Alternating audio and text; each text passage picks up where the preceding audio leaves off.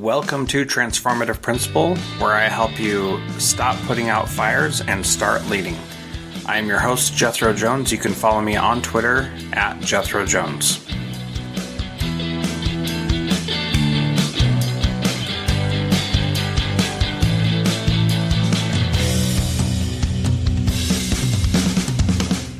For several years now, I've been helping schools implement trauma-informed strategies in their schools. Now, as students are starting to come back to school, the need for this is greater than ever. Here's the thing. I'm not a social worker, and I don't pretend to be.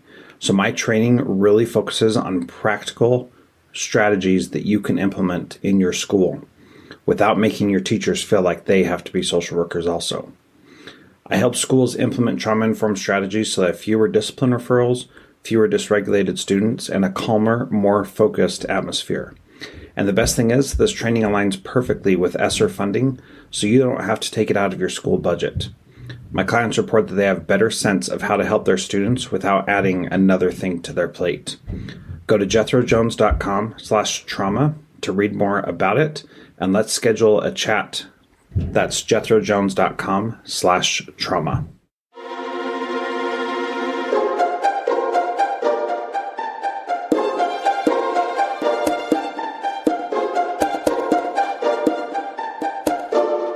Welcome to Transformative Principal. I am excited to have Richard Schell on the program today. He is a global thought leader and senior faculty member at one of the world's leading business schools, the Wharton School at the University of Pennsylvania. He serves as chair of Wharton's Legal Studies and Business Ethics Department, the largest department of its kind in the world. His book, The Conscience Code, Lead with Your Values to Advance Your Career, addresses an increasingly urgent problem in today's workplace: standing up for core values such as honesty, fairness, personal dignity, and justice when the pressure is on to look the other way. Richard, welcome to Transformative Principal. Thank you, Jethro. Great pleasure to be with you, and I appreciate your asking me on. Yeah, well, I'm excited to have you here and excited to talk to you about this. This problem of knowing when to stand up for what's right is something that plagues everybody. And we have situations where we want to do what's right, but we often don't. And can you give us a little background on why it is that we struggle with doing what we know is right? Oh, sure.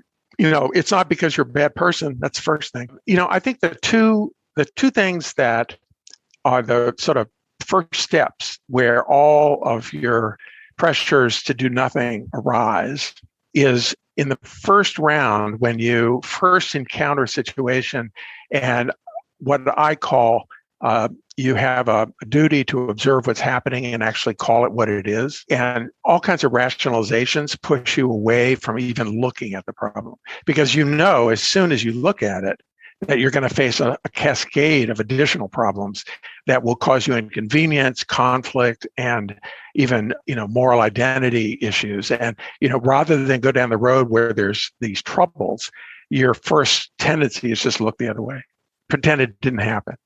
And I think some of the things that prompt us not to see what's in front of us are incentives. And that's all the stuff I just mentioned. You're getting paid a lot of money. And if you look at this, you might put that at risk. So let's just pretend you didn't see it. Or you've got a position of power or control. And if you engage with this, that might be a risk. So just let's look the other way. And this is an interesting research finding, very, very often people don't see what's in front of them because they're paying attention to something else. So it could be that they're feeling a lot of political pressure in one direction. Meanwhile, right in front of them is a moral dilemma with a teacher or a student or a community, and they just aren't looking there.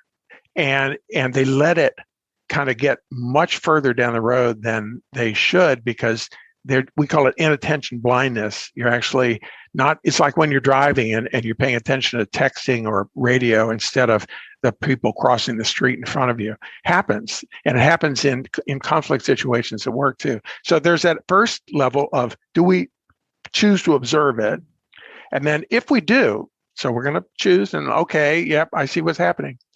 The second barrier is, do we choose to own it?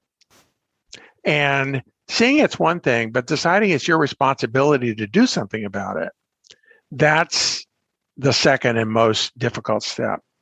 because now you're saying, okay, I don't know what I'm going to do about it yet, but I am going to say this is part of my responsibility as a person of conscience, as a professional, as someone in the role I occupy, however you fill in the reason why you're going to own it.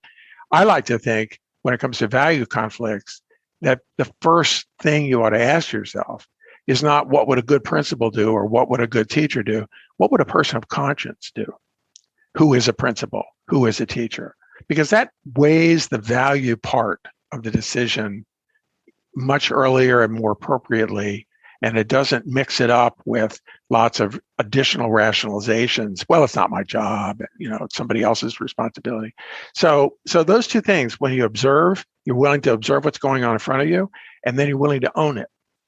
And the difficulties at both of those stages is where you find people flooded with rationalizations to do nothing. And it's talking back to those rationalizations and stepping into your role as a person of conscience, your role as a professional, and occupying it with a sense of duty. That's the essential first step. Yeah, that's really good. And I like one thing that you just mentioned offhand in there is that you can sometimes look away and then things get bigger. And then pretty soon they're so big, you have to do something. And that I think is really key, that we don't want to lose sight of, that the earlier you take the step to do something about it, the better it is for everybody, because it's not as big a deal. So in a one-on-one meeting with your superintendent, you could say something early on, or you could go along to get along, and then it gets out to everybody, and then the whole school district is doing it, and you from the very beginning had a conflict with it and knew it wasn't the right thing. Right. And I like to say, when it comes to values, there's no such thing as a small conflict over values. It's just a category difference. You can have a small disagreement over the schedule. You can have a small disagreement over who's going to take turns with this duty or that duty, or who's going to, attend a meeting. But you never have a small dispute over values, because you never know when it comes to values whether a dispute is small or not. And very often, in the example you just gave, your alarm bells went off because of something the superintendent said. You're sitting there and your professional intuitions and your moral intuitions are running down a road that says, this isn't right, we ought to talk about it. And then you just decide to not turn toward it, but turn away from it. And then the moment passes. That's a habit. And, Aristotle, who was a pretty smart guy when it came to morality and virtue, said that virtue is a habit. And most major religions say virtue is a habit. It's not something you can count on if you don't practice it.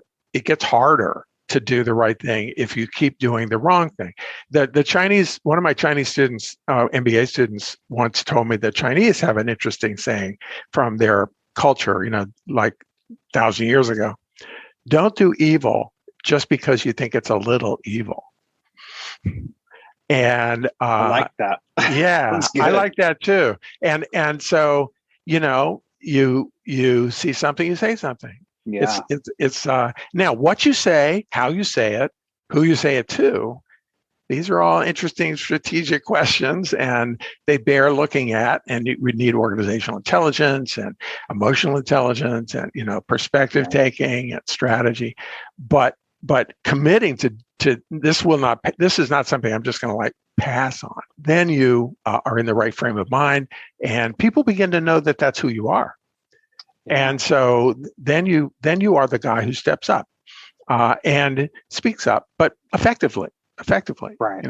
That it's really important to remember that, because I think one of the things in the literature on this that I discovered when I was writing the Conscience Code is that the most common term for people who speak up is whistleblower. And whistleblower, what does that imply? It implies that to speak up, you're already on the top of the building with a megaphone, and you're shouting at the whole city. And if they don't listen, you can jump off the top of the roof to prove your point. No, that's not what this is about.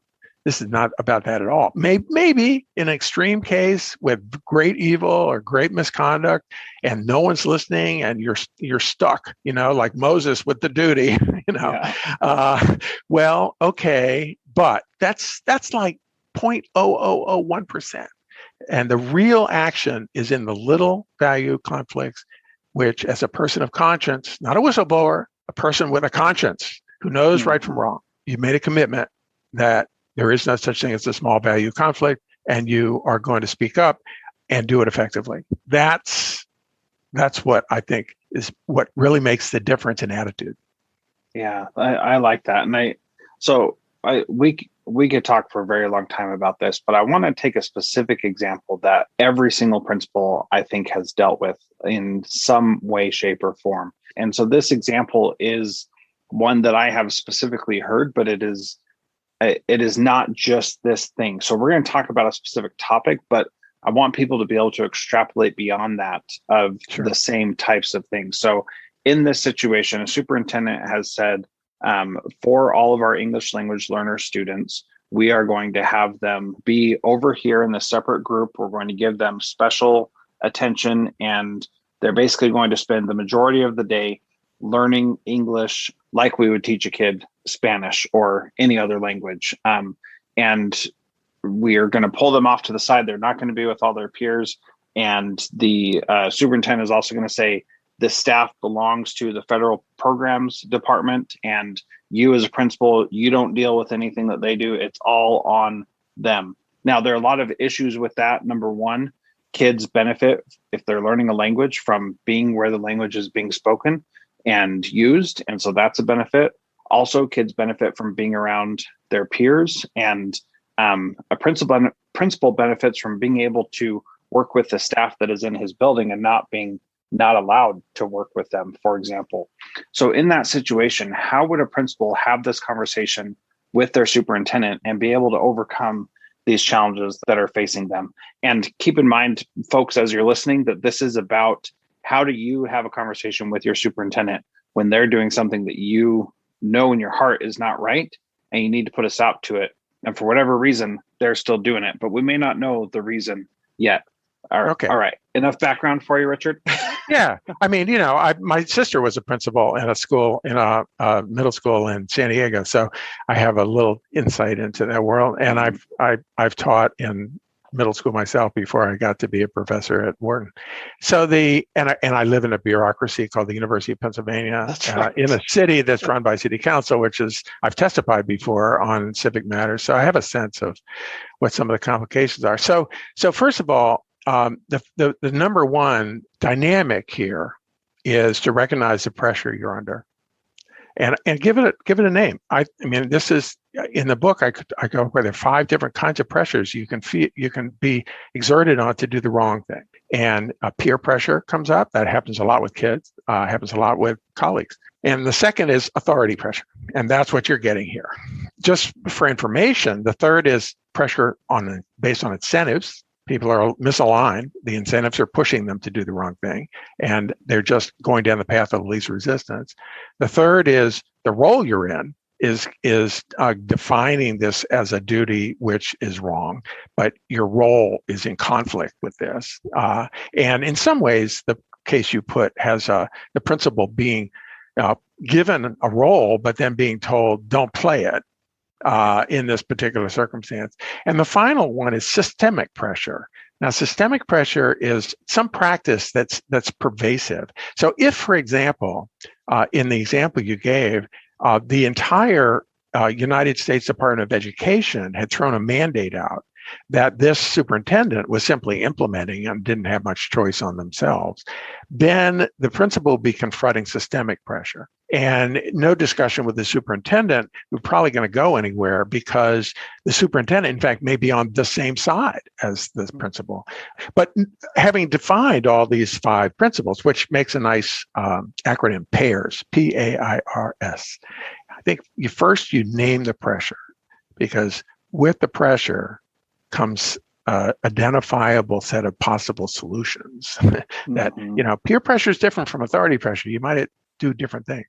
So you've got some authority pressure, and you haven't defined it to be systemic pressure, but you've got a authority pressure and maybe some role contradictions that are being thrown at you. You said we're not sure why the superintendent's doing this, but my first bit of advice, if I was counseling the superintendent, the principal, would be to see what you can suss out about why it is the superintendent's doing this.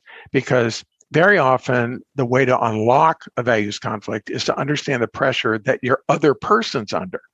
Because most people behave reasonably most of the time from their own point of view.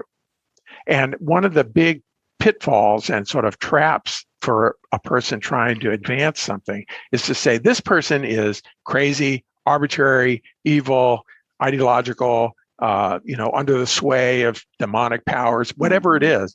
And that immediately removes them from the realm of dialogue, reason, and negotiation, because you've identified them as crazy. And that's not helpful. Most people are not crazy. So the first thing would be, if I were the superintendent, why would I be giving this order? And find out what some of the reasons might be. Now, let me pause right there, though, because I think that this is an important piece. A lot of times I hear principals say when they're confronted with these kinds of issues is they say, well, they're the boss and I'm going to follow orders and do whatever they say to do. Ultimately, I'm going to do my job, which they interpret their job to mean I'm going to be a good soldier and follow orders that I'm giving. Personally, I don't think that that's the right way to frame your job. And can you give me some feedback on that and whether or not that's a right place to be, or help me figure that part out? Well, you have to choose your battles. Right. You can't make an issue of everything, or else you're just going to you'll become ineffective and no one will listen to you anymore. So I'm taking the example you're giving as a major challenge to this principle's values of what education ought to be. And not just a disagreement over some technical policy or some practice that could be defended either way, but something when I say person of conscience, I don't get into what your conscience is. I just ask you to put that identity on you with the conscience you have. We know that about 3% of people don't have consciences. They're called psychopaths. And so my book and my teaching and my work is not devoted to curing the problem of psychopathology. It's like the other 97%. So I think that assuming that this principle takes this as an issue of values for them, that it's a more important issue of principle, that a lot hangs on it being done right, because a lot of other things could go wrong if this erodes this value. I still think then it's still important to ask, why would the principal have a different, or the superintendent have a different view? And then the right along with that is, who can I talk to that can give me some insights into what their perspective might be? Now, I teach negotiation. I teach persuasion and influence. I teach it to executives from all over the world. I've taught Navy SEALs. I've taught FBI hostage negotiators. I've been doing it for 35 years. And the first thing, whenever you have a difficult conversation with someone, whether it's you're in Afghanistan and you're trying to talk to an Afghan elder, or if you're a UN diplomat and you're trying to figure out how to get peace in the Gaza, you have to understand, you have to take some perspective on what the other person's mindset is. What's their motivation? Because 8 times out of 10, the motivations they have are things you might be able to help them with. Instead of immediately setting this up as a conflict, I'm on my position, you're on your position, I'm going to persuade you or argue with you as to why I'm right and you're wrong. Mm-hmm. Very seldom does that work. What works is, I'm really interested in this order that or the suggestion you put in and the strength of it. I can see many reasons why it's not a great idea, but I'm looking to find out what the reasons are that it is a great idea. And I'd love to hear more from you about that. Better than that even is some preliminary work where you discuss it with a friend of yours who's married to a member of the school board, or another principal who's dealt with this guy longer than you have, or the head of the teachers union, if there's a union, who has to deal with this person all the time. And you say, this thing is coming down, and frankly, it seems to me to violate just about every principle that we believe in an effective education. But this guy seems to think it's a good idea. I'd like to get your input on why you think he's doing this, and what do you think the pressures are on that person? What mindset is he bringing? What belief system is he bringing? So you really begin to, and in our workshops, what I would do, if I had, let's say I had a client and they were the principal, and we had this problem, and we have 30 global executives and nonprofit leaders in the room, and we're going to actually, help this person, I would create a role play, and I would tell the principal, okay, I'm going to give you a team of 4 people, and I want you to just debrief, just unload on these 4 people, everything you know about this situation. And then I'm going to ask you to play the superintendent in this conversation. And I'm going to ask 2 of your colleagues who now know a lot about your position to play you. And I'm going to rehearse a conversation between you. And you have to make the best arguments you can on behalf of the superintendent's position. And we're going to do that for 20 minutes. And what you find when you actually sit in the other person's shoes is not so much, oh, well, they're right, I'm wrong. That's not that. But what you find is, oh, this argument is persuasive, that one not persuasive. Oh, this motivation, I'm sitting here feeling really vulnerable in this position, and I really need this kind of help to get me out of it. And I'd really love to have that kind of ally to be my cover for it. And if I could just get so-and-so to come out in favor of another idea, I'd be no problem. I'd be indifferent. There are lots of insights that come. So this perspective taking is what we call it, is an exercise, and you can actually do it, and you can get better at it, and you can practice it, and you can get insights from it. And so that's definitely job one, not get your arguments lined up. That's second step. First step, get into their head, figure who they are and why they're doing this. Well, and that I think is a really sage piece of advice, but also very challenging, because in this particular situation we're talking about it, and in many others, it seems like there's no rhyme or reason to it, and I can't even fathom what that is. So I appreciate you suggesting to talk to other people to figure it out. Yeah, because the way I like to say this, because this happens in so many situations, a collective bargaining negotiation where the union is taking a position, or a foreign affairs negotiation where the foreign government's taking a position, and you sit there and go, these people, there can't possibly be a reason why they're doing this other than to get me, and that's just very seldom the case. They are actually operating under some schema that makes sense to them. And I like to say, calling someone else crazy or irrational is a failure of imagination on your part. You simply have decided not to spend the synaptical energy to imagine what is happening in their heads, because it's there. And, it's ultimately a mystery, right? Existentially, humans are separate creatures, and we can't get inside someone else's heart. But you can get closer, and you can use the information you get as you try to generate is it this? Is it this? To generate a list of questions. So then when you start this conversation with the superintendent, and by the way, I would argue that you shouldn't have it alone with the superintendent. You should bring an ally, that is the assistant principal, or someone that this other person knows and has reason to respect.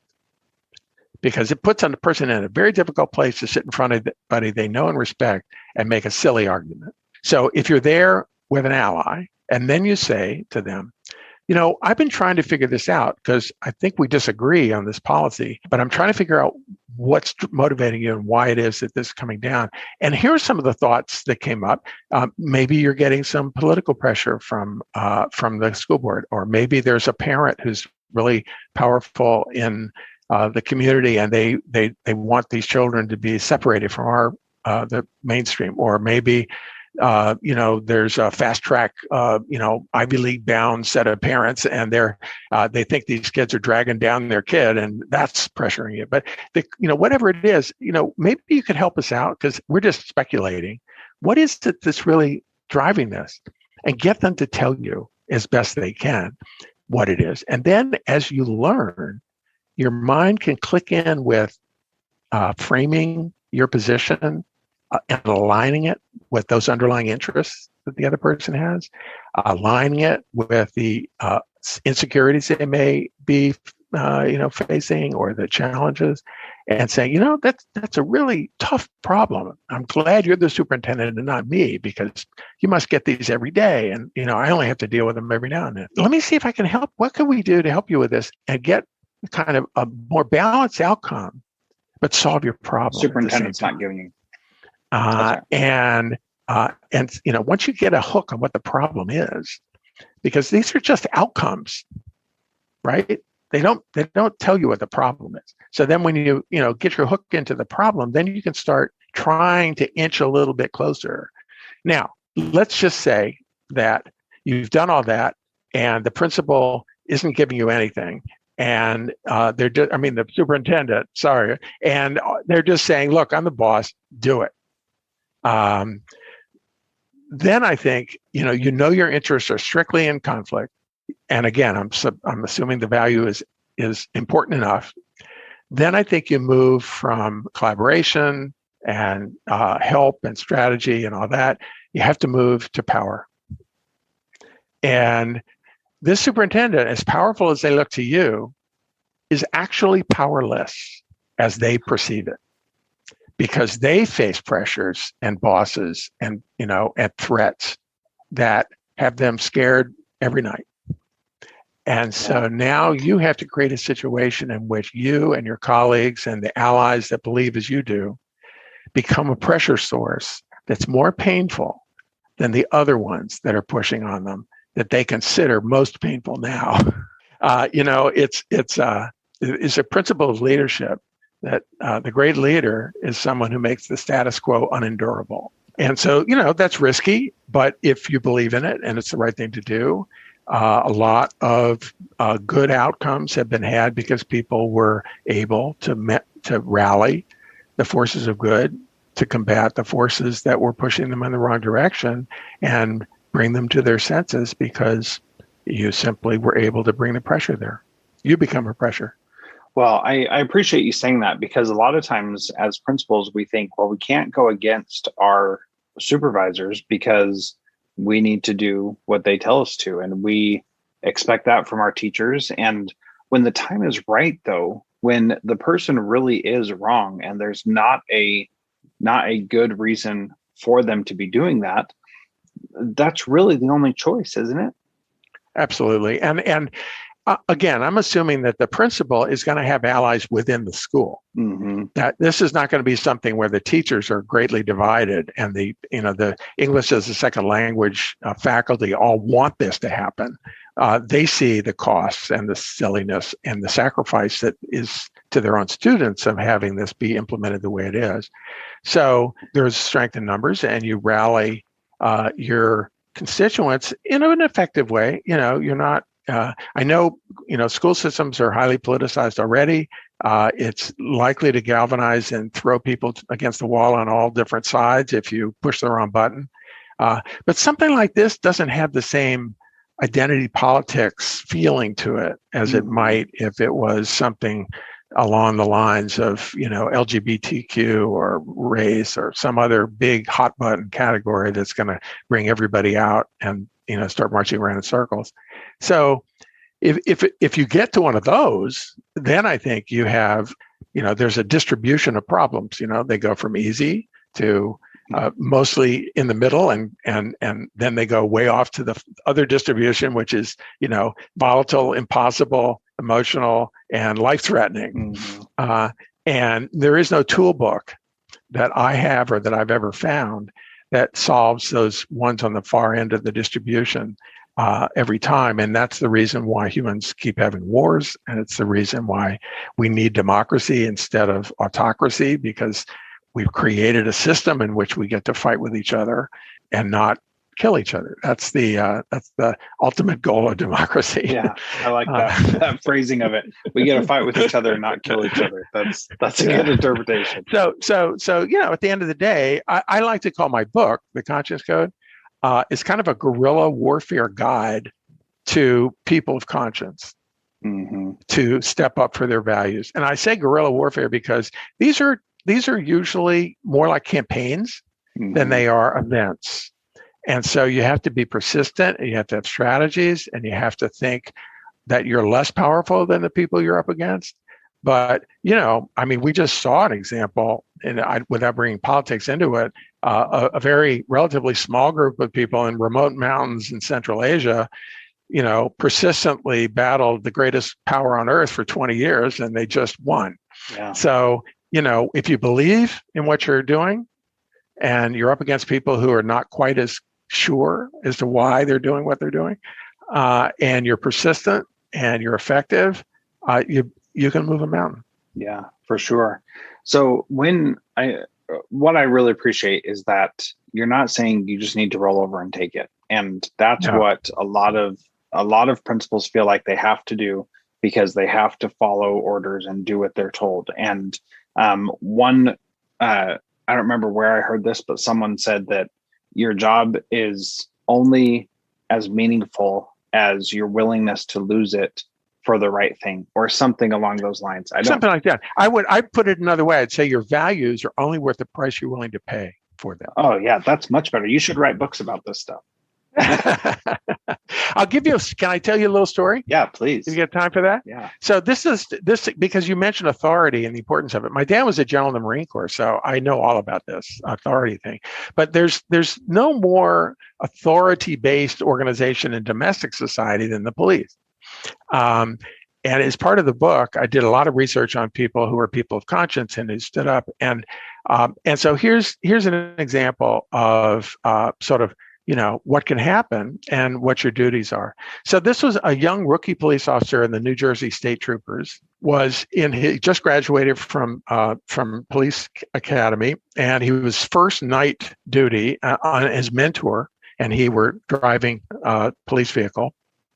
And they passed a vehicle that looked like, didn't have the right registration on it in the middle of the night. And they turned and followed it. By the time they got near enough to it, it had pulled off to the side of the road. It was dark. And they went up to the car and did the usual thing. But the police officer, the junior guy, noticed that the driver of the car wasn't the same person that was driving it when they were chasing it. And, the car had beaten them to this little pullover around a corner. So, and, he said, "Where's the guy who was driving it?" It was a guy, and there was a woman sitting behind the car now. They were teenagers. And she didn't say anything. And then the senior officer came along and said, let's get out of this vehicle to the woman. You're under arrest. And she said, "But I wasn't driving the car." And he said, "You're resisting arrest now." And then she took off into the woods. And so, they gave chase, they tackled her. It turned out that, she smelled like beer. And so they arrested her for drunk driving, resisting arrest, all this stuff. And the junior officer knew that she hadn't been driving the car. And he knew that his senior officer knew that. And so he was sitting there with this information that they just made a false arrest. It's his first night on duty. Wow. And he's thinking, well, my senior officer is the boss. I just got to go along with this. I don't know exactly. Maybe this is the way it works. So about halfway to the house, to the police station with this woman in the back seat, he realizes that he can't do that. That everything he believes in, his father was a police officer. That's why he wanted to be a police officer. Everything he believes in, why he became a police officer, is in the trash can if he's willing to be complicit in a false arrest on his first night at work. Yeah. And so, long story short, he refuses to fill out the arrest report. The senior officer has to do it. When it comes time for the woman to go to court, he testifies that she wasn't driving, and his senior officer is just livid that he's being insubordinated. And so from this little acorn, a mighty story grew of him actually discovering a cabal of senior officers in the New Jersey trooper group called the Lords of Discipline that were doing this all the time and that were behaving badly. And he, was forced to be more of a whistleblower than he was just a person of conscience. But that little moment, where authority was overwhelming, he's a rookie police officer. It's just not the right instinct to say, well, I'm just going to make my life meaningless and my role meaningless and give my soul to this senior person and come to disrespect my profession and my calling by by going along and becoming complicit in behavior I know to be wrong. It's just not worth it. We all have security. We all have families that we need to support. We all have professions that we're part of. But there's a line where your professional life becomes something where you don't respect yourself. Yeah. And frankly, life's too short to spend it disrespecting yourself. And that it's when you allow yourself to be complicit in stuff that you don't respect in a major way. I like to go back to choose your battles. You can't fight every battle as if it were the Battle of the Bulge or Normandy Landing, but choose your battles. But once you've chosen, you have to realize that there's some things more important than security. Mm-hmm. I'll give you one more example in my research. You ever heard of Anne Frank, World War II Jewish girl who wrote the diary? Yeah. Well, the woman who sheltered her in Amsterdam was named Meat Peas. She was an Austrian woman who was working for the family in the house where they ultimately sheltered the Frank and her family. And the Frank family came to Mies Piep and her boss and said, "We need you to help us hide from the Nazis." And they did. After the war was over, they interviewed her and said, "Why did you do it? I mean, you put yourself at risk. You put your, everything, your life at risk, everything." And she said, "Well, first of all, she asked me to do it." And when you're asked that kind of question and you can help, you realize that there's some things that are more important than just going on with your own life. And she said, "I could foresee many sleepless nights if I'd made the other decision." So here's a woman who knew the cost of behaving the wrong way, of going against her values, of going against her duty to humanity, really, and realized that her life would basically not be worth much if she said no. And as I said, if you live to be 90, you only get 32,850 days on the planet. If you can do your own math, most of us are, like the number is dwindling. It's not going to get more. And you got to figure out how to spend them. And one way to make sure you spend them right is to be at peace with yourself over the values that you hold. Well, and I think that's so important because for all the decisions that I've made as a principal, I have a clear conscience. And I feel like I did the best I could in the moment with what I had. And I made mistakes and I didn't stand up when I should have. But I also knew that I didn't have the courage to stand up in certain situations. But there are other situations where I definitely stood up and said, we're not doing things this way. And those times where I did say that, sometimes as the one in a position of power, sometimes saying that to someone in a position of power. But whenever I did that, I had this overwhelming feeling of resonance with my values, that things were in alignment, and it felt beautiful, like a beautiful symphony feels when you hear it. There's a concept. I teach a course on the meaning of success, in addition to this values conflict stuff. And One of my students wrote a paper once about the sort of definition of happiness. And she had found a rabbi who was sort of a motivational speaker kind of guy, and she wrote a paper on happiness, and she framed it around this rabbi's definition of happiness, and the definition was the feeling that comes when you're doing what you know you should be doing. Mm-hmm. And that's not happiness like ice cream cone or you're proud of your son, or it's happiness at the deepest level. The feeling that comes when you're doing what you know you should be doing. You should be with a loved one at their bedside when they're in pain, even if it means you have to skip a day of work or, break a promise to somebody for something else. You should be, doing something for these values that you hold most dear, even if you lose. It's not about winning and losing. It's about standing up for them. And no one's perfect. In my classes, I get to this part of my course on responsibility, and I say, I want everybody to bring a story of an occasion where they had an important moral or ethical value, and they feel like they did the right thing. They did something that they're proud of now. And I want you to bring another story of a moment when you had this kind of conflict, and you now realize you fell short, that you could have done better. And everybody has a story of both kinds. This is so nobody's, like 100% batting 1,000 when it comes to difficult conflicts of this kind. But you can learn from both. You gain more confidence from the stories of success. You have more humility, and I'm going to try better. I'm going to learn more. I'm going to be more effective for the ones where you fell short.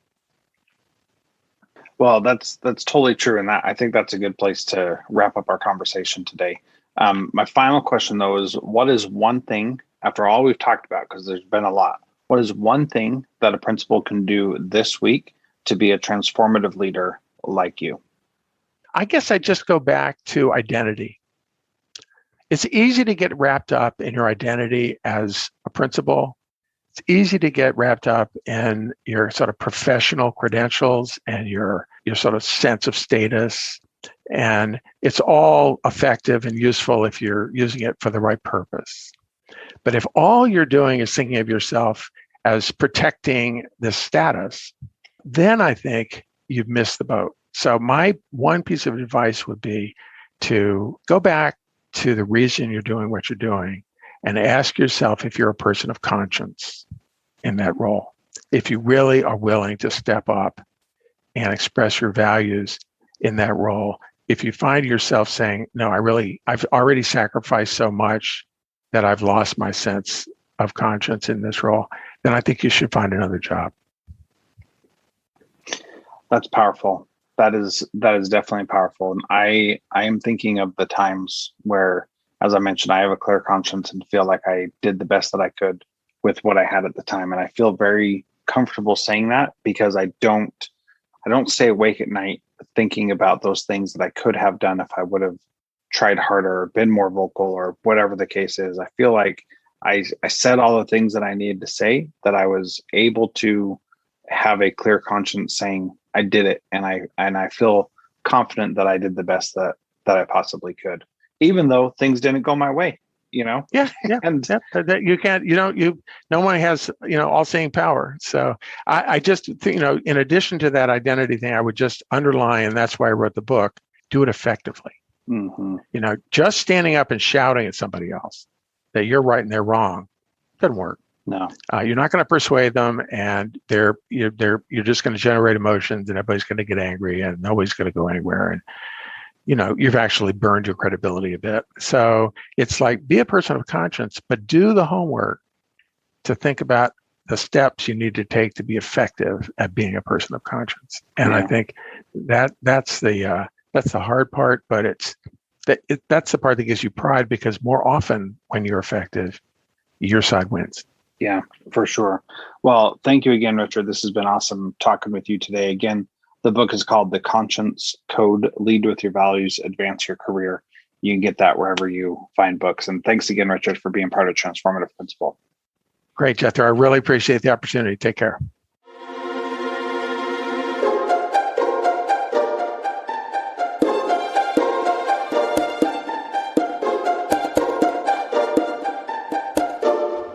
Hey, middle school principals, what if I told you that all your teachers had to do to teach your students really valuable social and emotional competencies was just press play? In Control SEL is a fully automated video curriculum that teachers and students absolutely love. And that's because it's easy, and it looks just like a Netflix or a YouTube show. So all you have to do to hear about how it can completely transform your school is schedule your call. Tell us Jethro sent you and you'll get 20% off if you feel like it's a good fit. So go now to www.incontrolsel.com/strategy call to schedule your call today. The link will be in the show notes.